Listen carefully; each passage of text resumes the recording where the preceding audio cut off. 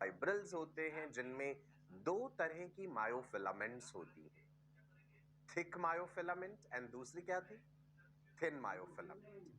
Thick myofilament में कौन सा प्रोटीन है, याद कीजिए, my question is thick myofilament में कौन सा प्रोटीन होता है, and your answer is myosin. मैंने याद रखने का तरीका भी बताया था कि भाई थिक मतलब मोटा, तो एम से मोटा ऐसे याद रख लेना है ना, मायोसिन। थिक मायोफिलामेंट में जो प्रोटीन प्रेजेंट है दैट इज मायोसिन। और जो पतली वाली मायोफिलामेंट्स है, थिन मायोफिलामेंट, उसमें एक्टिन। सो एक्टिन, एक्टिन ऐसे करके याद रख लो, ठीक है जी। लिख दो यहां पे, थिन मायोफिलामेंट्स में जो प्रोटीन प्रेजेंट है वो प्रोटीन होता है एक तो एक्टिन, एक्टिन के अलावा भी तो बताया था, याद है, जो कैल्शियम से बाइंड करता है, वेरी इंपॉर्टेंट, क्या नाम था, ट्रोपोनिन। सो एक्टिन, ट्रोपोनिन, ट्रोपोमायोसिन, याद है, तीनों नाम याद है ना, लिखे भी थे पिछली बार। सो मान लो जैसे ये एक्टिन फिलामेंट है, एक्टिन के भी स्ट्रक्चर में हमने पढ़ा था कि भाई मोनोमेरिक जी एक्टिन यानी ग्लोब्यूल और एक्टिन जब पॉलीमेराइज होते हैं तो पॉलीमेरिक एफ एक्टिन बनता है, फाइब्रस एक्टिन। एक्टिन के ऊपर लिपटा हुआ होता है ट्रोपोमायोसिन, जिसके साथ साथ बीच बीच में ट्रोपोनिन जुड़ा होता है। मायोसिन के क्रॉस ब्रिजेस एक्टिन से बाइंड करना चाहते हैं ताकि मसल को कॉन्ट्रैक्ट करवा सके, परंतु वो बाइंड नहीं कर पाते। क्यों? क्योंकि दो प्रोटीन्स ऐसे हैं जिन्होंने एक्टिन की उस जगह को बाइंड कर दिया है, ब्लॉक कर दिया है जहां पे मायोसिन क्रॉस ब्रिज ने जुड़ना है, और वो दो प्रोटीन्स हैं ट्रोपोनिन एंड ट्रोपोमायोसिन। ट्रोपोनिन की केवल इतनी डिमांड है, ट्रोपोनिन का कहना है कि मुझे कैल्शियम दे दीजिए, मैं रास्ता साफ कर दूं। Troponin wants to attach with calcium, ठीक है जी। सो कैल्शियम का इंपॉर्टेंट रोल है मसल कॉन्ट्रैक्शन में, याद रखना है। कैल्शियम का रोल वहां भी पड़ा था जब एक्सॉन एंड बल्ब से सिनेप्टिक वेसिकल्स में से न्यूरोट्रांसमीटर रिलीज होता है, वहां भी कैल्शियम आयंस का रोल था। एसिटाइलकोलिन याद है ना। चलो, ये वाला डायग्राम मैंने एनसीईआरटी से लिया है आपके लिए। इस डायग्राम पे बेस्ड क्वेश्चंस पूछे जा सकते हैं लेबलिंग को लेकर के। आप देखिए, आपके सामने एक्टिन मायोसिन फिलामेंट्स राइट दिखाई गई हैं, किस प्रकार से। ऊपर आप जो देख पा रहे हैं, यहाँ पे आपने फाइब्रस एक्टिन, एफ एक्टिन देखा, ये जो गोले गोले दिख रहे हैं ना हरे हरे रंग के, ये जी एक्टिन है, globular actin. G actin polymerise होता गया और लंबा फाइबर बन गया जिसे एफ एक्टिन या फाइब्रस एक्टिन कहते हैं। इसी के ऊपर ये रस्सी जैसा ट्रोपोमायोसिन दिख रहा है, ये रोप जैसा ट्रोपोमायोसिन, उसी के साथ वो तीन छोटे छोटे डॉट जैसी चीज जुड़ी हुई है, दैट इज ट्रोपोनिन। तो अगर एज एन एग्जामिनर मैंने क्वेश्चन फ्रेम करना हो एनसीईआरटी के इस डायग्राम को लेके, मैं सिंपली ये लिख दूंगा कि भाई इस चीज को मैंने लिख दिया ए, इसको लिख दिया बी, इस लेबलिंग को लिख दिया सी, और फिर मैं क्वेश्चन फ्रेम कर दूं। मैं ये जानना चाहता हूं इस क्वेश्चन के जरिए कि स्टूडेंट्स ने कितना सिंसियरली किसी डायग्राम को ऑब्जर्व करा है एनसीईआरटी में और उसकी लेबलिंग उन्हें याद है। तो फिर आपको बताना होगा कि जो तीन डॉट डॉट दिख रहे हैं वो ट्रोपोनिन के तीन सब यूनिट्स हैं, और हमें दिख रहा है ट्रोपोमायोसिन एंड एक दिख रहा है troponin actin. Is it clear? So troponin, tropomyosin, actin, ये वाली फिलामेंट कौन सी हो गई? ये वाली फिलामेंट है थिन फिलामेंट। आप सोचेंगे प्रोटीन तो इसमें तीन है फिर भी ये पतली है, हाँ भाई ये थिन फिलामेंट है। ओके, नीचे वाला देखिए, ये डायग्राम भी नीट में एज अ क्वेश्चन फ्रेम हो सकता है, ठीक है। इसमें क्या है? मायोसिन का स्ट्रक्चर, मायोसिन का क्रॉस ब्रिज ऐसे करके दिख रहे हैं ना, यूं बना हुआ। Myosin filaments are tadpole shaped, ऐसा भी कह देते हैं। तो ये क्रॉस आर्म दिख रही है हमें, जिसमें ये हेड रीजन दिख रहा है। हेड रीजन जो होता है ना मायोसिन का, वहां पे दो चीजें होती हैं। एक होती है एक्टिन बाइंडिंग साइट, वो वाली जगह जिसने एक्टिन के साथ जाके जुड़ना है, और एक्टिन की वो जगहों को ट्रोपोनिन, ट्रोपोमायोसिन ने ब्लॉक करा हुआ है। दूसरी चीज जो मायोसिन के हेड रीजन पे है, ATP binding site, ATP adenosine triphosphate, very important. ATP is the energy currency. Muscle के कॉन्ट्रैक्शन में भी एटीपी चाहिए होता है और मसल के रिलैक्सेशन के लिए भी एटीपी चाहिए होता है। ये आज हम आगे पढ़ेंगे कि क्रॉस ब्रिज साइकिल में कैसे एटीपी इन्वॉल्व है। सो ये दोनों डायग्राम्स और इनकी लेबलिंग बहुत इंपॉर्टेंट है, ये आपको अच्छे से आनी चाहिए। बढ़ सकता हूं जी आगे। थिक फिलामेंट, थिन फिलामेंट, दोनों का स्ट्रक्चर एनसीईआरटी के आधार पे बता। इसको एक अलग तरीके से बड़ी खूबसूरती से ऐसे दिखाया गया है। आप देखिए, ये आपको नजर आ रही है थिक फिलामेंट, मतलब वही मायोसिन जो अभी हम पीछे देख रहे थे। ये दिख रहा है उसके सिरे निकले हुए ऐसे, तो ढेर सारी मायोसिन फिलामेंट यहाँ पे एक साथ दिखाई गई हैं और ये थिक मायोफिलामेंट मायोसिन वाली। फिर उसी में से आप देखिए एक मायोसिन वाली फिलामेंट को निकाल के हमने जूम करके दिखाया लार्ज वर्जन। मायोसिन में मैंने बताया था 6 पॉलीपेप्टाइड चेन्स होती हैं, 2 हैवी चेन्स होती हैं। Heavy chains are coiled, right? ये दिख रही है, ये मायोसिन की टेल बना देती हैं वो हैवी चेन्स, राइट? और ये रहा मायोसिन का हेड। हमने इसको इस तरह से बनाया था मैंने पिछले सेशन में। ये रहा जी एक हैवी फिलामेंट या एक हैवी चेन कह दीजिए, ये रहा दूसरा heavy chain. I told you that the two heavy chains they are coiled like, ऐसे डीएनए की तरह भी देखने में लगते हैं, डीएनए हेलिक्स की तरह कॉइल्ड है। H chain, one end of each H chain is twisted to form globular head. It is twisted to form globular head, right?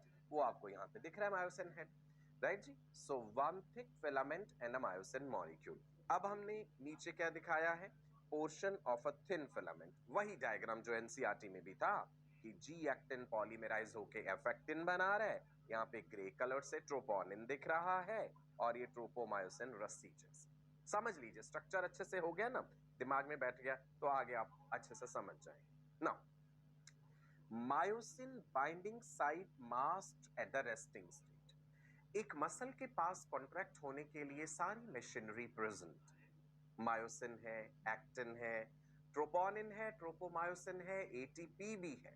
तो समस्या क्या है? कॉन्ट्रैक्ट ही क्यों नहीं रहता हर समय? समस्या ये है कि सार्कोप्लाज्मिक रेटिक्यूलम, याद कीजिए एसआर, सार्कोप्लाज्मिक रेटिक्यूलम के पास कैल्शियम आयंस प्रेजेंट है। जब तक सार्कोप्लाज्मिक रेटिक्यूलम, चलो स्पेलिंग प्रैक्टिस करेंगे सभी बच्चे। सार्कोप्लाज्मिक रेटिक्यूलम, एंडोप्लाज्मिक रेटिक्यूलम हमने पढ़ा था ना, तो यहाँ पे सार्कोप्लाज्मिक रेटिक्यूलम है। हमसे ये पूछा जाएगा मसल में कैल्शियम आयंस को कौन स्टोर करता है? SR, sarcoplasmic reticulum. तो सार्कोप्लाज्मिक रेटिक्यूलम में से आप कैल्शियम आयंस निकाल दीजिए, दे दीजिए सार्कोप्लाज्म में फैला दीजिए। ट्रोपोनिन को यही चाहिए था। दिख रहा है आपको ये ट्रोपोनिन? ट्रोपोनिन ने क्या करा हुआ है? ट्रोपोमायोसिन के साथ जुड़ा हुआ है और ये जो मायोसिन बाइंडिंग साइट है जहां पे एक्टिन के जिस जगह पे, सपोज करो ये जो अंगूठी मैंने पहनी है, ये वो जगह है जहां पे ये मायोसिन क्रॉस ब्रिज जुड़ना चाह रहा है। बट प्रॉब्लम ये है कि इस जगह को हमने इस डायग्राम में किस प्रकार से दिखाया है? वो येलो सा हल्का सा पोर्शन जो आपको दिख रहा है, ये वाली चीज जो हमने लेबल करी है आपके लिए, ठीक है जी, ये वाली चीज, राइट? ये जो येलो सा डॉट है गोल्डन सा, वो जगह है जहां पे मायोसिन जुड़ना चाहता है। ट्रोपोमायोसिन को हटवाओ, ट्रोपोनिन को हटवाओ। ट्रोपोनिन कह रहा है कि भैया मुझे दे दो कैल्शियम आयंस, मैं तो पीछा छोड़ दूंगा, मैं तो हट जाऊंगा यहाँ से। कैल्शियम आयंस पड़े हैं सार्कोप्लाज्मिक रेटिकुलम में। सार्कोप्लाज्मिक रेटिकुलम कैल्शियम को तब छोड़ेगा जब इसके पास एक्शन पोटेंशियल पहुंचेगा, एक इंपल्स पहुंचेगी टी ट्यूब्यूल के थ्रू। एक्शन पोटेंशियल कैसे जेनरेट होगा? ये पिछले सेशन में हमने पढ़ा था कि भाई नर्व इंपल्स जब न्यूरोमस्कुलर जंक्शन पे आएगी, एक्सॉन एंड बल्ब में वोल्टेज गेटेड कैल्शियम चैनल्स को खोलेगी। कैल्शियम की एंट्री होगी एक्सॉन एंड बल्ब में जो साइनेप्टिक वेसिकल्स को स्टिमुलेट करेगा। कौन सा न्यूरोट्रांसमीटर रिलीज करने के लिए? बताइए, कौन सा न्यूरोट्रांसमीटर रिलीज होता है न्यूरोमस्कुलर जंक्शन पे? एसिटाइलकोलिन। तो एसिटाइलकोलिन रिलीज हुआ, ये हमने पिछले सेशन में पढ़ा था। एसिटाइलकोलिन के रिसेप्टर्स प्रेजेंट थे मोटर एंड प्लेट पे। एसिटाइलकोलिन वहां पे बाइंड करे था, सोडियम का इन्फ्लक्स हुआ था और एक्शन पोटेंशियल जेनरेट हुआ था। ये पूरा सीक्वेंस ऑफ इवेंट्स है। उसी एक्शन पोटेंशियल ने कैल्शियम रिलीज करवाया, कैल्शियम स्टोर्ड था सार्कोप्लाज्मिक रेटिकुलम में, कैल्शियम रिलीज हुआ, ट्रोपोनिन से बाइंड करा, ट्रोपोनिन ने कहा भैया मैं तो खिसक रहा हूं यहां से, कॉन्फॉर्मेशनल चेंज आ जाती है ट्रोपोनिन में। कॉन्फॉर्मेशनल मीन्स होता है स्ट्रक्चरल चेंज, स्ट्रक्चरल बदलाव आ जाते हैं, कब? कैल्शियम के बाइंड होने से। ड्यूरिंग एक्शन पोटेंशियल, जब एक्शन पोटेंशियल मसल फाइबर के अंदर पहुंचा, कैल्शियम आयंस रिलीज हो गए सार्कोप्लाज्मिक रेटिकुलम से और बाइंड कर गए इस प्रोटीन से जिसका नाम है ट्रोपोनिन। डायग्राम के जरिए भी हमने दिखाया है, ब्लू कलर का ट्रोपोनिन और उसके साथ वो ब्राउन से कलर के कैल्शियम आयंस, ये डिपिक्ट करने का तरीका, दिखाने का तरीका है, कैल्शियम बाइंड हुआ। अब गौर कीजिए, कैल्शियम के बाइंड होते ही ये वाला जो धागा, धागे जैसी चीज थी या रस्सी जैसी चीज थी, क्या नाम था इसका? इसका नाम था ट्रोपोमायोसिन। ट्रोपोनिन ने कहा मैं कैल्शियम के साथ जुड़ूंगा, मुझ में कुछ बदलाव आएंगे, मेरा कॉन्फॉर्मेशनल चेंज होगा, स्ट्रक्चरल चेंज मैं ट्रोपोमायोसिन में भी कर दूंगा, ट्रोपोमायोसिन को दूर कर दूंगा उस ब्लॉकिंग वाले रीजन से जहां पे उसने रुकावट पैदा करी हुई थी। तो ये वो येलो वाली जगह थी ना जहां इसने रुकावट पैदा करी थी, इसी येलो वाली स्पॉट के साथ बाइंड करना चाह रहे थे इस जगह के साथ, कौन? मायोसिन के क्रॉस ब्रिजेस। ठीक है, तो यही बेसिक कहानी है। अब आप फिर से देख लीजिए फिलामेंट को दिखाने का फिर से ये तरीका, ये रही हमारी थिन वाली फिलामेंट, एक्टिन फिलामेंट, ये रहा नीचे मायोसिन के क्रॉस ब्रिजेस। अब रोल आया यहां पे ATP, very important. ATP is required for muscle contraction as well as muscle relaxation. Cross bridge जब बाइंड करते हैं तो पहले एटीपी उन्हें एनर्जाइज करता है, तब भी एटीपी चाहिए बाइंड करने के लिए, बाइंड करके फिर वो क्रॉस ब्रिज जैसे मूव करेगा और एक्टिन फिलामेंट को खिसका देगा। एक्टिन फिलामेंट जो है वो स्लाइड करके सेंटर में एच जोन होता है ना, याद है पिछली बार बताया था, H zone, M line, Z line, A band, I band, तो अब वो सारी चीजें फिर से रिवाइज करेंगे आज। तो ये जो एटीपी है ये मायोसिन के क्रॉस ब्रिज के साथ जुड़ा, ये रहा जी ATP, myosin head binds ATP, very important. ये बात तो दिमाग में बिठा लीजिए that ATP is required for muscle contraction as well as muscle relaxation. Myosin के हेड रीजन में मैंने आपको एक एंजाइम बताया था पिछली बार, कौन बताएगा मुझे उसका नाम? मायोसिन के हेड रीजन के पास एक एंजाइम प्रेजेंट है, that enzyme is, let me right the name of the enzyme, it is myosin ATPase. कहां पे प्रेजेंट है?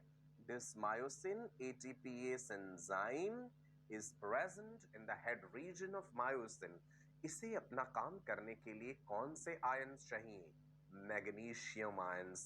देखिए मसल कॉन्ट्रैक्शन में कैल्शियम का रोल भी समझ आ गया, मैग्नीशियम का भी समझ आ गया। अब आपको मायोसिन एटीपीएस को मैग्नीशियम आयंस चाहिए होते हैं। मायोसिन एटीपीएस करता क्या है? ये एनर्जी करेंसी एटीपी को, एडिनोसिन ट्राइफॉस्फेट को स्प्लिट कर देता है भाई एडीपी एंड इनऑर्गेनिक फॉस्फेट में। देखा आपको ये एडीपी और इनऑर्गेनिक फॉस्फेट, एटीपी के मिलते ही एनर्जाइज हो गए, मायोसिन के क्रॉस ब्रिज एनर्जी आ गई उनमें। वो एनर्जाइज्ड क्रॉस ब्रिज अब कहते हैं कि एक्टिन अब हम आ रहे हैं तुम्हारे पास, तुमसे जुड़ेंगे और तुम्हें खिसका देंगे अपनी पोजीशन से। एक्टिन का अपनी पोजीशन से स्लाइड होना ही मसल कॉन्ट्रैक्शन है, तभी तो इसका नाम था sliding filament theory of muscle contraction. ठीक है जी। Myosin head hydrolyzes ATP and it gets energized। energized हो गए हैं क्रॉस ब्रिजेस। हाइड्रोलाइसिस में जो एंजाइम इन्वॉल्व है उसका नाम याद रखिएगा। फिर वो energised myosin head binds with actin, energised जब हो गया, शक्ति जब आ गई। अब हम लिखेंगे भी साथ साथ ताकि हमें याद रहे, energised myosin cross bridges, energised myosin cross bridges bind, कहां पे? दे बाइंड विद एक्टिन। कौन सी जगह पे? उस जगह को जिसने ब्लॉक कर दिया था बाइंडिंग वाली जगह को मायोसिन एंड ट्रोपोनिन ने, जिसे खुलवा दिया जब ट्रोपोनिन के साथ कैल्शियम बाइंड हुआ था। ठीक है जी। सो ये डायग्राम देख लीजिए, एनर्जाइज्ड क्रॉस ब्रिजेस, ये येलो वाले जो स्पॉट्स हैं इन जगहों पे बाइंड कर रहे हैं। नाउ बाइंड करने के बाद वो जो एनर्जाइज क्रॉस ब्रिज थे वो पुल करेंगे, खींचेंगे, किसे? मायोसिन क्रॉस ब्रिजेस या मायोसिन का head pulls the actin filament. इसको हम इस तरीके से भी समझ लेते हैं, मान लो ये रहा हमारा एक्टिन ये रहा हमारा मायोसिन और ये रहे क्रॉस ब्रिजेस, ये क्रॉस ब्रिज बाइंड करे और ये एक्टिन को पुल करके ला रहे हैं सेंटर में। जो बीच में एच जोन वाला एरिया था, याद है एच जोन, मैंने बताया था कि भाई डार्क बैंड के सेंटर में वो वाली जगह जहां पे केवल मायोसिन है, एक्टिन नहीं है। तो ये एक्टिन फिलामेंट को पुल कर रहे हैं क्रॉस ब्रिजेस, ये रही एक्टिन और ये है हमारे मायोसिन के क्रॉस ब्रिजेस। ठीक है जी, क्या है मायोसिन क्रॉस ब्रिज। ऐसे सिंपल से डायग्राम आप भी बनाते रहा करो, साथ साथ प्रैक्टिस होती रहेगी आपकी। ठीक है, किधर को, सेंटर को, एच जोन की तरफ ला रहे। चलो आगे देखते हैं जी इसे। मायोसिन हेड जो है फिर वो रिलीज कर देता है जो एडीपी और फॉस्फेट उसके साथ था, क्योंकि एटीपी से स्प्लिट होकर के ये बन गया था। Myosin head releases ADP and that inorganic phosphate. तो ये क्रॉस ब्रिज जुड़ा, खींच के ले आया। अब सवाल ये, डिटैच भी तो कराओ, क्रॉस ब्रिज जुड़ा ही रहने दोगे क्या, रिलैक्स भी तो करवाना है। सो जब ये डिटैचमेंट होगा ना क्रॉस ब्रिज का, यहां पे फिर से एटीपी चाहिए। तभी मैंने कहा था दैट मसल कॉन्ट्रैक्शन में भी एटीपी का रोल है, मसल रिलैक्सेशन में भी एटीपी का रोल है। ठीक है जी। So myosin head binds fresh ATP, fresh ATP के साथ बाइंड होके डिटैच हो जाएगा। ये वाला एटीपी अभी कभी स्प्लिट नहीं करेगा, अभी सिर्फ ये बाइंड करा। ठीक है, हम यहां पे लिखते हैं एटीपी इज, आप भी लिखेंगे सभी, ATP is required, ATP is required for detachment. ATP is required for detachment of cross bridges, myosin cross bridges from actin. याद रखने वाली बात है, बिकॉज आपने सुना होगा राइगर मोर्टिस, सुना आपने ये term rigor, RIGOR, rigor mortis. Rigor mortis होता है डेथ के बाद लाश अकड़ जाती है। सुना होगा या आपने देखा भी होगा कि जब किसी इंसान की मृत्यु हो जाती है तो उसके शरीर के मसल्स कॉन्ट्रैक्ट कर जाते हैं। सबसे पहले राइगर मोर्टिस से हमारा जॉ मसल जो है ना, जबड़ा जो है, इसमें शुरू होता है। डेथ के 2-3 घंटे बाद मसल्स कॉन्ट्रैक्ट होना शुरू हो जाते हैं, विद इन 2-3 डेज पूरा शरीर जो है अकड़ जाता है, लाश अकड़ जाती है। अब आप सोचे होंगे जिस इंसान की मृत्यु हो गई, डेथ हो गई, फिर उसके मसल्स कॉन्ट्रैक्ट क्यों कर रहे हैं? वो इसलिए, मृत्यु के बाद सेल्स की इंटीग्रिटी, सेल का अस्तित्व जो है, प्लाज्मा मेम्ब्रेन की इंटीग्रिटी, सेलुलर मेम्ब्रेन्स की इंटीग्रिटी खत्म होने लगती है। तो सार्कोप्लाज्मिक रेटिकुलम के अंदर जो कैल्शियम आयंस स्टोर्ड होते हैं वो अपने आप रिलीज हो जाते हैं बिना किसी एक्शन पोटेंशियल के। सार्कोप्लाज्म में, मसल के साइटोप्लाज्म में कैल्शियम का पूरी तरह से सैलाब आ जाता है, फ्लड आ जाता है। वो कैल्शियम आयंस ट्रोपोनिन के साथ बाइंड कर जाते हैं। ट्रोपोनिन इसी इंतजार में था कि कैल्शियम आए और मुझसे बाइंड कर जाए, बिना किसी स्टिमुलस के ऐसा हो गया। अदरवाइज तो मसल को कॉन्ट्रैक्ट रिलैक्स करने का हम खुद वॉलंटरी स्टिमुलस दे रहे हैं ना, लेकिन डेड बॉडी तो ऐसा कुछ नहीं करती। तो उसके मसल्स अपने आप कैसे कॉन्ट्रैक्ट कर रहे हैं? क्योंकि सार्कोप्लाज्मिक रेटिकुलम से अपने आप कैल्शियम रिलीज हो जाता है, कैल्शियम ट्रोपोनिन से बाइंड करता है। ट्रोपोनिन में कॉन्फॉर्मेशनल चेंजेस हुए, ट्रोपोमायोसिन में बदलाव हुआ और एक्टिन की वो बाइंडिंग साइट्स फ्री हो गई, अनब्लॉक हो गई और क्रॉस ब्रिजेस तो पहले से ही तैयार बैठे थे उनसे बाइंड होने के लिए, क्योंकि उनके पास एटीपी पहले से जुड़ा हुआ है। वो एटीपी कहां से आया?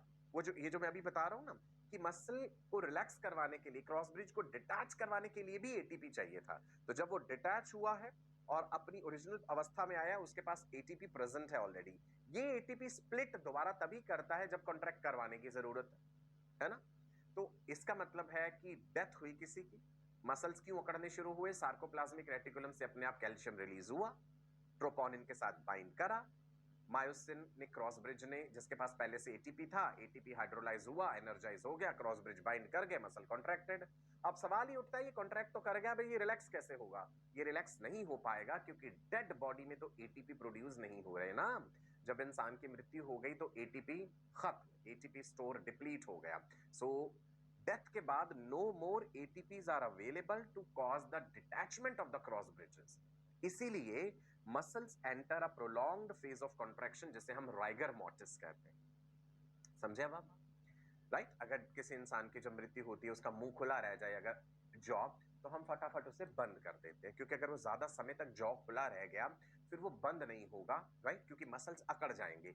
आंखें, पलकें भी आपने देखी होगी, मृत्यु हो जाने के बाद हम ऐसे आंखें बंद कर देते हैं, ये जो आईलिड्स है इनको हम खुद क्लोज कर देते हैं, ऐसे नहीं करेंगे तो वो फिर अकड़ जाएंगी, बड़े लंबे समय तक वो जो आईलिड्स है ऐसे ही कॉन्ट्रैक्टेड उसी अवस्था में रहेंगी। Are you getting it?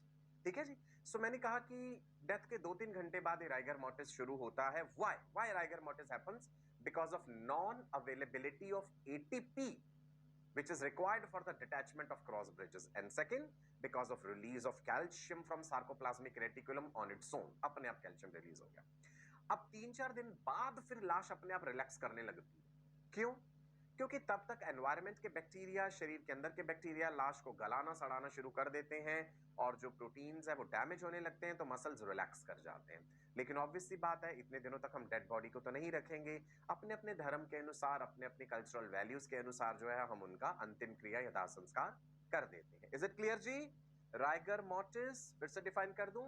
Rigor mortis क्या है? Muscles enter prolonged phase of contraction after death. Reasons मैंने बता दी, राइगर मोर्टिस कहते हैं इसे, राइट जी। चलिए वापस लौटते हैं। एटीपी आया और उसने डिटैच करवा दिया मायोसिन क्रॉस ब्रिजेस को। सो देख लीजिए, myosin detaches from the actin filament because of ATP, and because of a spring like action the cross bridges they come back to their original position। दोबारा से साइकिल रिपीट होगा जब ये ATP split करेगा, right. Calcium बार बार आ रहा है sarcoplasmic reticulum से, अब कैल्शियम को भी हटवाना पड़ेगा उस ट्रोपोनिन से, और वो कैल्शियम कैसे वापस पंप होता है वो भी हम देखेंगे। अभी हम मसल रिलैक्सेशन की बात भी करेंगे, अभी मसल कॉन्ट्रैक्शन की बात कर रहे हैं। सेकेंड साइकिल में अगेन मायोसिन हाइड्रोलाइजेस एटीपी, तो फिर वही बात रिपीट हो गई। दोबारा कॉन्ट्रैक्शन अगर करवाना है तो फिर यही सिचुएशन रिपीट हुई। Myosin binding and releasing cycle continues as long as there is calcium. देखिए इस चीज को गौर से देखिए, मायोसिन के हेड रीजन के साथ एटीपी बाइंड कर रहा है। मायोसिन एटीपी इस एंजाइम उसे स्प्लिट करता है, एटीपी को हाइड्रोलाइज करता है, एनर्जाइज होते हैं क्रॉस ब्रिजेस बाइंड करते हैं, एक्टिन को खींचते हैं एच जोन की तरफ सेंटर में, राइट। सो हम देखेंगे कि किस प्रकार से जो है आई बैंड छोटे होते जाएंगे, ए बैंड उतने ही रहेंगे ओवरऑल मसल कॉन्ट्रैक्शन में। अभी और डायग्राम्स देखेंगे। तो ATP required for muscle contraction as well as muscle relaxation, right. So sliding filament theory जिसका मैं जिक्र कर रहा था, फिर से आपको एक बार अलग तरीके से डायग्राम्स के जरिए दिखाता हूं। रिलैक्स्ड अवस्था में एक मसल देखिए, this is the relaxed state of a muscle. दिमाग में रिवाइज कर लीजिए, वो dark band which is also called A band. Dark के स्पेलिंग में डी के बाद ए आता है ना, तो मैंने कहा था dark band is A band, light band is I band, light के स्पेलिंग में एल के बाद आई आता है। चलो जी, ये क्या था? Sarcomere. Sarcomere is the functional unit of a muscle fibre. It is the area between two Z lines या जी लाइंस। ओके, यहाँ पे हमने जिगजैग ना बना के जेड लाइन को एक सिंपल तरीके से दिखा दिया। एक जेड लाइन ये रहा, दूसरा जेड लाइन ये रहा। ये जो ब्लू कलर से दिख रहे हैं वो है जी मायोसिन, जो रेड कलर से दिख रहे हैं वो है एक्टिन। यहाँ पे लेबल्ड है आपके लिए, ये रहा ए बैंड और उसके बिल्कुल बीच में एच बैंड, और ये है जी आई बैंड, ये दूसरा आई बैंड। सार्कोमियर मैंने बताया था ना, I/2 प्लस ए प्लस I/2, आधा लाइट बैंड इधर से आधा इधर से, बीच वाला ए बैंड। ये रिलैक्स्ड अवस्था है। आप देखते हैं जब क्रॉस ब्रिजेस जुड़े एक्टिन के साथ और उसको खींचा, दोनों तरफ से एक्टिन खींचा, एच जोन छोटा हुआ बीच में, actin filaments come closer, Z lines come closer. इस डायग्राम को गौर से देखिए, ये जेड लाइन क्लोजर आ जाएगी इधर को इस जेड लाइन के। क्यों? क्योंकि मायोसिन के ये क्रॉस ब्रिजेस जो हमने यहां दिखाए नहीं है एक्चुअल में, इस तरह से ये एक्टिन को खींच के सेंटर में ला रहे हैं। यहाँ पे ये वाली सेंट्रल पोजीशन है ना, बीच में जो एम लाइन है। सो इसीलिए आप देखिए कि किस प्रकार एक जेड लाइन दूसरी जेड लाइन जब करीब आएंगे तो जो डार्क बैंड है वो तो उतना ही रहा, लाइट बैंड छोटे होते जाएंगे, क्योंकि ओवरऑल इस किनारे से इस किनारे तक पूरे मसल को कॉन्ट्रैक्ट होता हुआ इमेजिन कीजिए। देखा आपने, राइट। आप देख पा रहे ये इस तरह से बीच वाला, आप बीच वाली बिल्कुल पोजीशन नोट कीजिए। मैं फिर से पीछे ले जाता हूं स्लाइड। ये इस अवस्था में था, गौर से देखिएगा बिल्कुल। अब उसके बाद आप इस अवस्था को देखिए, दिख रहा है आपको? अब हो क्या रहा है, that sarcomeres are shortening, A band length remains same. This is important, गौर फरमाइएगा। बीच में मसल बिल्कुल अपने इस किनारे से इस किनारे तक ऐसे कॉन्ट्रैक्ट हो रहा है। सो जिसमें क्या हो रहा है, एक बार फिर से देखिए वापस। Look at this diagram. Now look at this diagram. Now look at this diagram. Red लाइनें पास पास आ रही है ना बिल्कुल एक दूसरे के, ये वाली लाल निशान, लाल लाइन, और ये वाली करीब आती जा रही है, तो ये बीच वाला एरिया छोटा होता जा रहा है। एक्ट जोन जिसे हमने कहा था बीच वाले को, ये बिल्कुल ही छोटा हो जाएगा जब मसल पूरी तरह से कॉन्ट्रैक्टेड अवस्था में है। राइट जी, समझ आया? इधर देख लीजिए, इस प्रकार मसल कॉन्ट्रैक्ट हुआ, बीच में मसल का बेली पोर्शन कहलाते हैं हम, जैसे मेरी बाजू है ऐसे ये मसल कॉन्ट्रैक्ट हुआ है ना, बाइसेप्स हैं या ट्राइसेप्स हैं, एक मसल कॉन्ट्रैक्ट हुआ तो उसका दूसरा ऑपोजिट वाला रिलैक्स होगा। नाउ मसल बोन्स के साथ जुड़े हैं टेंडन से, तो जब मसल कॉन्ट्रैक्ट हो रहे हैं तो आप देख रहे हैं हड्डी भी खींच रही है, हाथ ऐसे ऊपर को उठ रहा है, तो इसीलिए तो हमने कहा था कि किस प्रकार से मूवमेंट एंड लोकोमोशन में मसल्स का इन्वॉल्वमेंट है। राइट, चलो ओवरऑल ये जो कॉन्ट्रैक्शन साइकिल हमने देखा इसमें क्या क्या स्टेप्स थे। Attachment of myosin with actin to form the cross bridges, ATP का हाइड्रोलिसिस हुआ, पावर स्ट्रोक हुआ, फिर हो गया detachment of myosin from actin. ये बिल्कुल शॉर्ट में मैंने आपको बता दिया है कि क्या क्या चीजें हो जाती हैं steps in the contraction cycle. Detachment के लिए भी एटीपी चाहिए, वेरी इंपॉर्टेंट। अगर डिटैचमेंट के लिए एटीपी नहीं होगा तो मसल्स कॉन्ट्रैक्ट नहीं कर पाएंगे। राइट, याद रखिएगा जी इस चीज को। चलिए अब मैं आपको रिलैक्सेशन ऑफ अ मसल भी बता दूं। कॉन्ट्रैक्ट हो गया, रिलैक्स कराओ। आप कहेंगे रिलैक्सेशन के लिए एटीपी चाहिए, ठीक है जी, क्रॉस ब्रिज डिटैच हो गए, लेकिन वो जो कैल्शियम अभी भी ट्रोपोनिन के साथ बाइंड करा हुआ है उसका क्या, वो कहां जाएगा? उस कैल्शियम को एक्टिवली पंप करना पड़ेगा सार्कोप्लाज्मिक रेटिकुलम। ठीक है जी, ट्रोपोनिन से कैल्शियम हटवाया और वापस डाल दिया उसी स्टोरेज चैम्बर में जहां से वो निकला था, यानी सार्कोप्लाज्मिक रेटिकुलम से।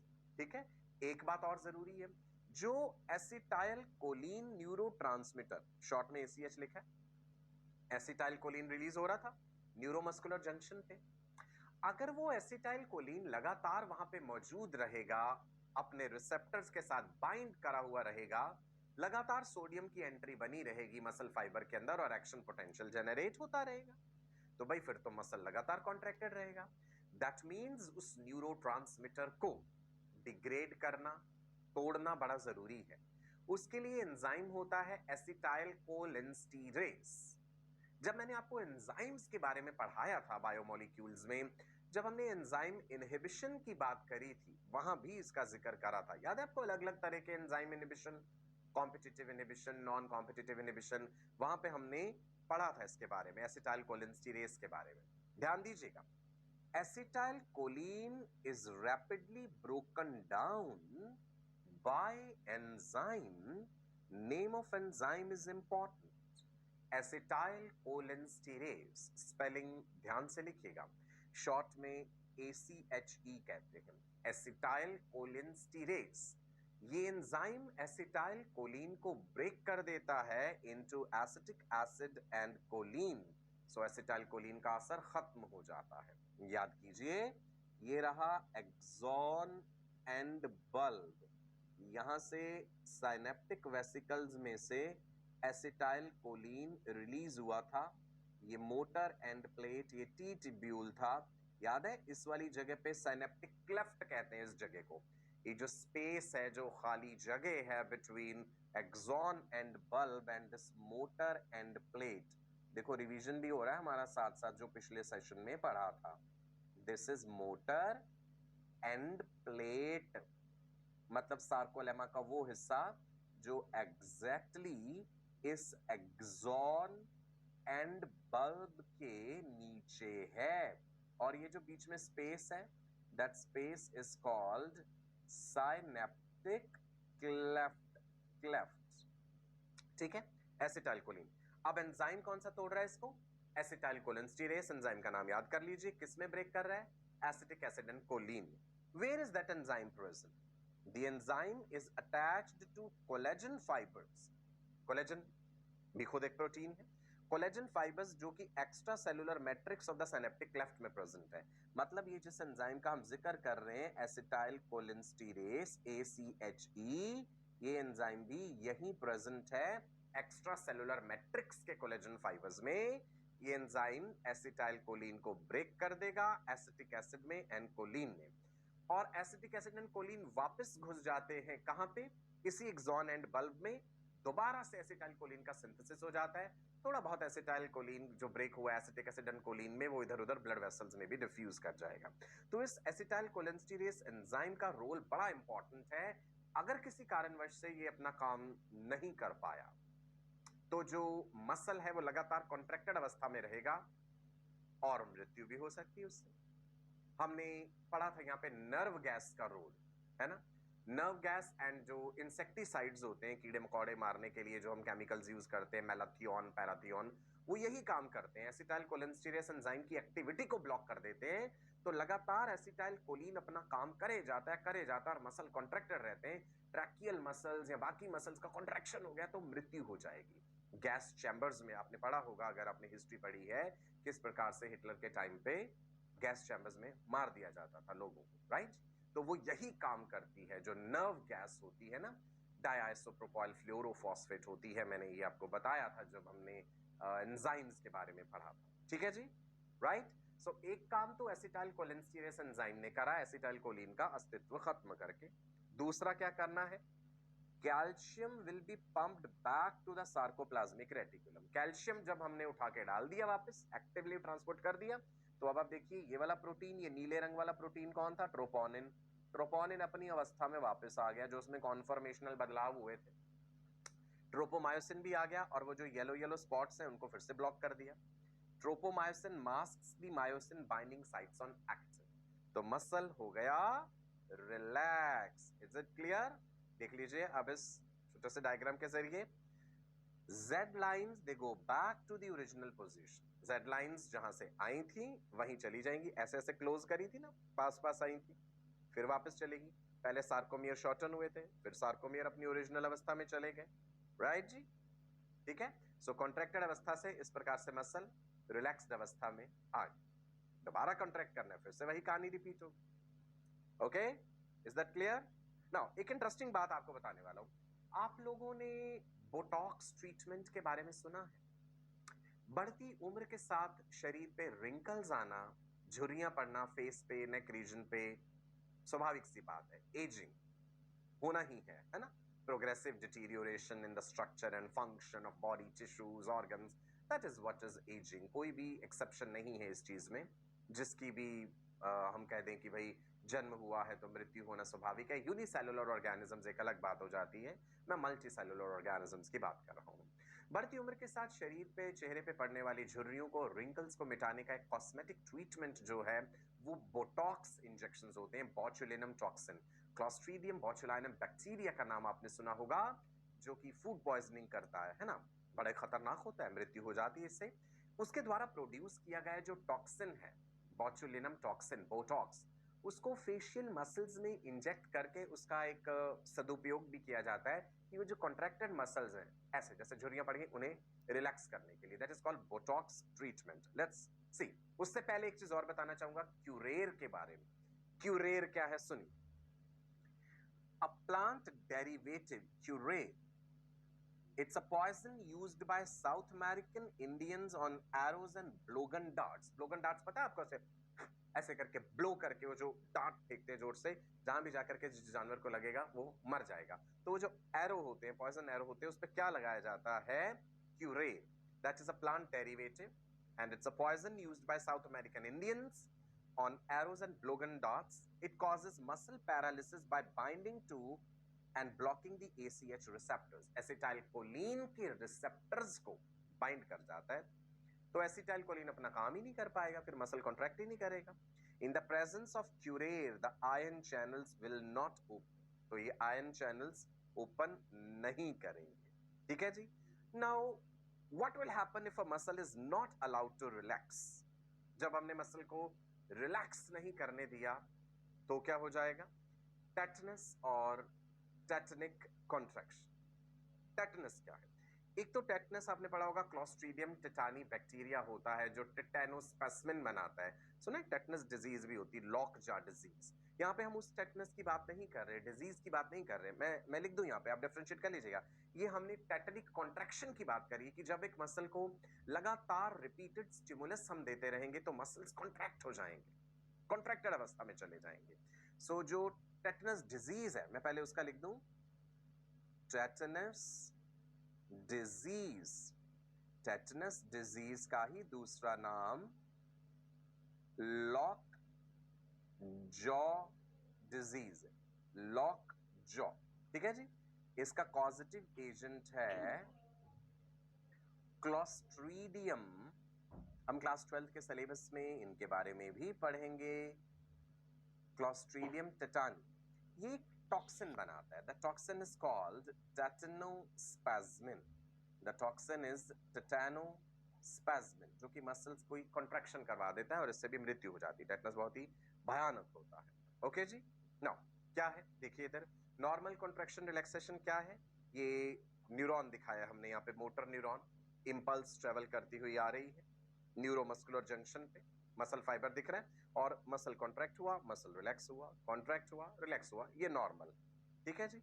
नाउ टेटनस या टेटनिक कॉन्ट्रैक्शन के टाइम पे क्या हुआ, अगर रिपीटेड स्टिमुलस आता रहा मसल पे कि मसल को रिलैक्स होने का समय ही नहीं मिल पा रहा, तो वो एक प्रोलॉन्ग्ड स्टेट हो जाएगी कॉन्ट्रैक्शन की, बड़ा ही पेनफुल भी हो जाएगा उस मसल के लिए। Is it clear? चलो आगे बढ़े। ये रहा बॉट्यूलिनम टॉक्सिन, जिसका मैं आपको जिक्र कर रहा था, क्लोस्ट्रीडियम बोचुलिनम, याद है? First bacterial toxin to be used as medicine, Botox. Botox injections के बारे में आप थोड़ा और पढ़िएगा, जानिएगा, आपको सर्च कीजिएगा इंटरनेट पे, आपको मिल जाएगी इंफॉर्मेशन।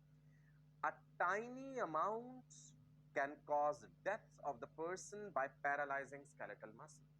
अगर ये टॉक्सिन हमारे शरीर में चला जाए, मृत्यु भी हो सकती है, लेकिन बड़ा ही केयरफुली इसका इस्तेमाल करना पड़ता है। इंडिविजुअल एरियाज जो है फेस के, वहां पे इंजेक्ट करके बड़ी कम अमाउंट में, एक्सपर्ट डॉक्टर्स ही करेंगे ऐसा।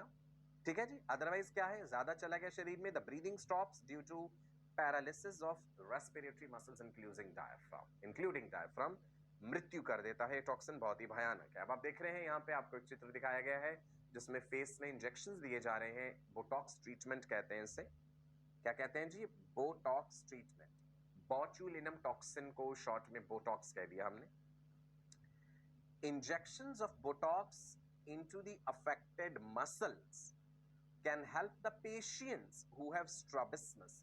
स्ट्राबिस्मस आप जानते हैं, क्रॉस आई जो हो जाते हैं, जो एक पर्टिकुलर पॉइंट पे दोनों आईज जब फोकस नहीं कर पाती। सो यहां पे हम यूज करते हैं बोटॉक्स का। ब्लेफेरोस्पैज्म में भी अनकंट्रोल्ड ब्लिंकिंग, जैसे आपने देखा होगा कई लोगों में से अनकंट्रोल्ड ब्लिंकिंग रहता है आईलिड्स का, ब्लेफेरोस्पैज्म कहते हैं उससे। ठीक है जी। या फिर spasm of the vocal cords that interfere with speech, जब वोकल कॉर्ड्स का स्पैज्म हो जाए और इंसान बोल ना पाए ठीक से, वहां भी इस्तेमाल किया जाता है। It is also used as a cosmetic treatment to relax muscles that cause facial wrinkles. उन मसल्स को रिलैक्स करने के लिए, और क्रॉनिक बैक पेन में भी, जहां पे मसल स्पैज्म हो गया लंबर रीजन में, पकड़ गए हैं मसल्स बहुत ज्यादा, उन्हें रिलैक्स करवाना है, वहां पे भी इसका इस्तेमाल किया जाता है। ठीक है जी। सो क्यूरेर भी आपको याद होगा, बोटॉक्स ट्रीटमेंट भी याद होगा। क्लियर है जी। मसल फैटीग क्या होता है? अक्सर कहते हैं भाई हमने एक्सरसाइज करी, दर्द हो रहा है मसल्स में, थक गए हम, जिम में जब हम जाते हैं या ज्यादा चलना पड़े, दौड़ना पड़े, तो मसल फैटीग होने लगती है। पहले माना जाता था muscle fatigue is due to accumulation of lactic acid, कि भाई पीएच रिड्यूस हो गया उस कारण से, लेकिन हमें रिसेंट रिसर्च से कुछ नए तथ्य हमारे सामने आए हैं। सो मसल फैटीग का कल्प्रिट जो है, क्या वो लैक्टिक एसिड है? Let's see. मसल फैटीग में क्या है? Overworked muscle produces lot of lactic acid and pH in the muscle reduces. Acid है तो ऑफ कोर्स मतलब pH down. There is no correlation between low pH and muscle fatigue. वैज्ञानिकों ने देखा कि भाई ऐसा नहीं है, मसल पीएच में और फैटीग में रिलेशन नहीं है। तो जिस चीज को हम कल्प्रिट मान रहे थे लैक्टिक एसिड को, वो नहीं है, it's actually glycogen and acetylcholine. देखिए, कल्प्रिट बना के, मुजरिम बना करके हमने लैक्टिक एसिड को आज तक जो है ब्लेम करा, बट असलियत कुछ और है। ग्लाइकोजन जो मसल्स में स्टोर होता है, बार बार मसल जब काम कर रहे हैं तो ग्लाइकोजन स्टोर डिप्लीट होता जाएगा, ग्लाइकोजन खत्म होने लगेगा। What is glycogen? अगर आपको याद हो, बायोमोलिक्यूल्स में पढ़ा था that glycogen is the reserve form और स्टोर फॉर्म ऑफ ग्लूकोज। याद है आपको? हमने स्टार्च के बारे में भी पढ़ा था, अमाइलोज, अमाइलोपैक्टिन, ऐसे ग्लाइकोजन के बारे में भी पढ़ा था।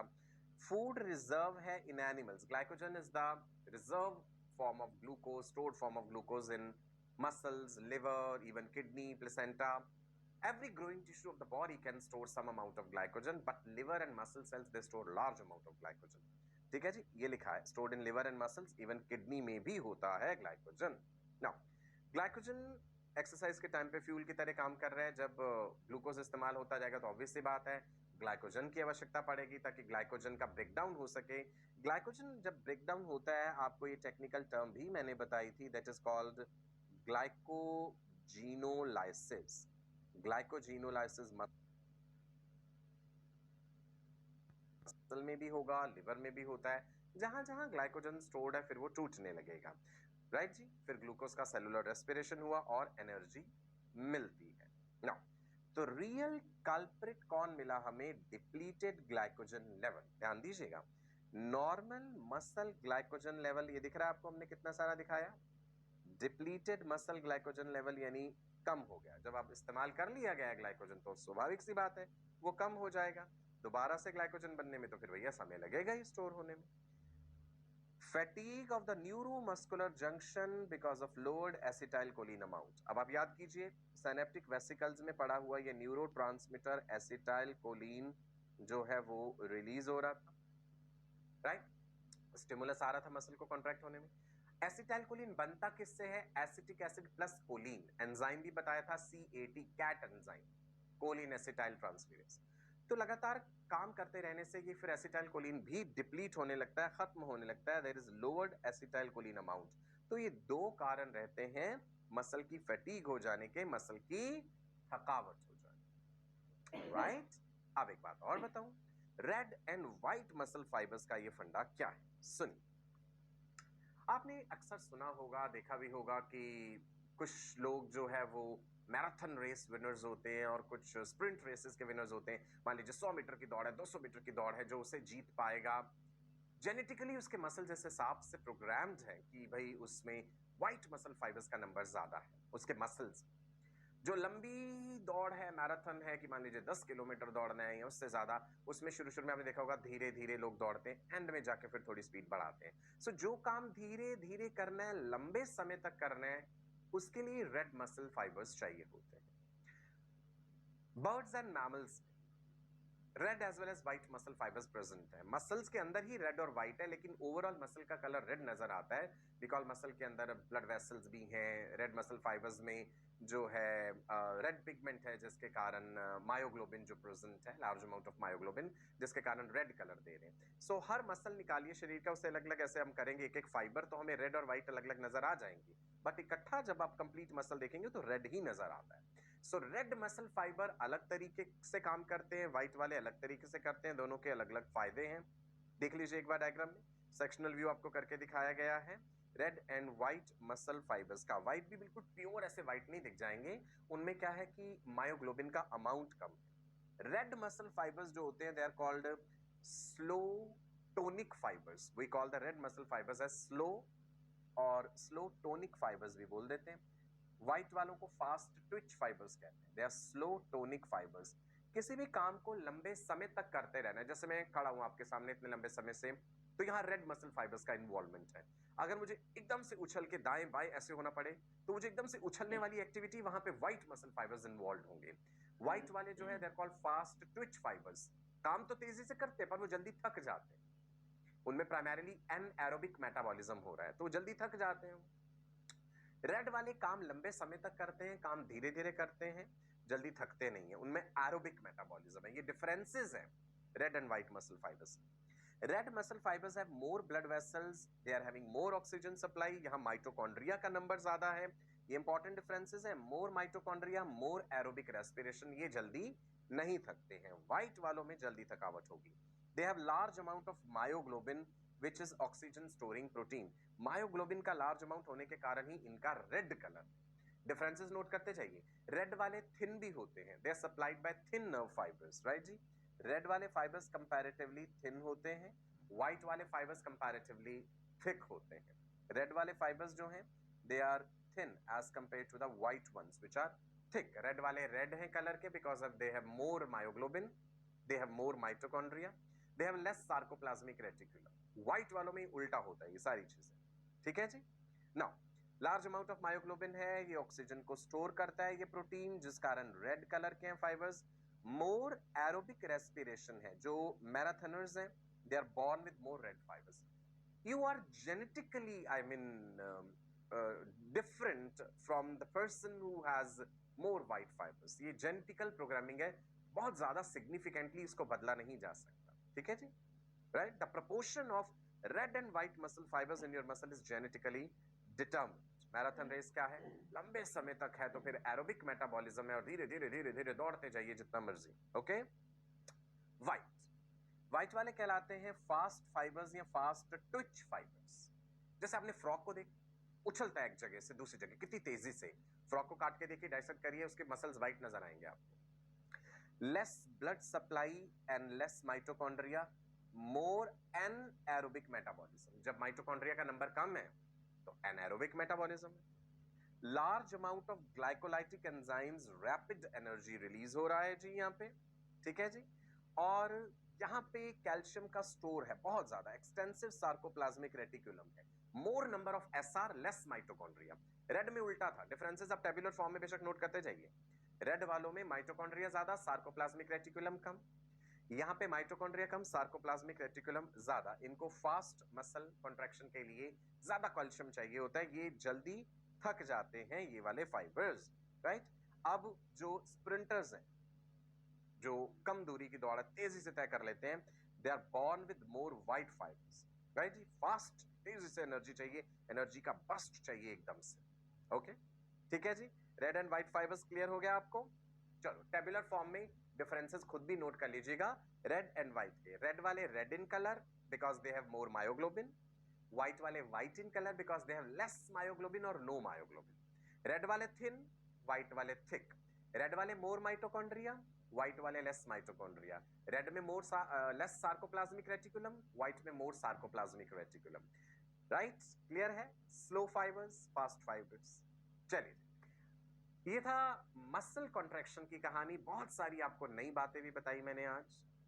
चीजें जब हम नई सुनते हैं अच्छा लगता है, इंफॉर्मेशन अच्छी लगती है, लेकिन इंपॉर्टेंट ये भी है कि उसको रिटेन रखा जाए, वो चीजें आपके दिमाग में रहें। क्वेश्चंस तो आप तभी सॉल्व कर पाएंगे। अपनी प्रेपरेशन को साथ के साथ चेक भी जरूर कीजिए, डेली प्रैक्टिस पेपर्स करके, डीपीपीज जिन्हें हम कहते हैं, वो प्रैक्टिस करके। जिस भी क्वेश्चन में परेशानी होती है, समस्या होती है, अपने मेंटर्स के साथ जरूर डिस्कस कीजिए। मैं आपका अपना डॉक्टर सचिन कपूर अब आपसे विदा लेता हूं। एक अगले सेशन में मिलूंगा जहां ह्यूमन स्केलेटन के बारे में हम डिस्कस करेंगे। 206 हड्डियों के नाम याद करा दूंगा आपको, राइट जी। चलिए, bye bye, God bless you all, wish you all a very bright and prosperous future.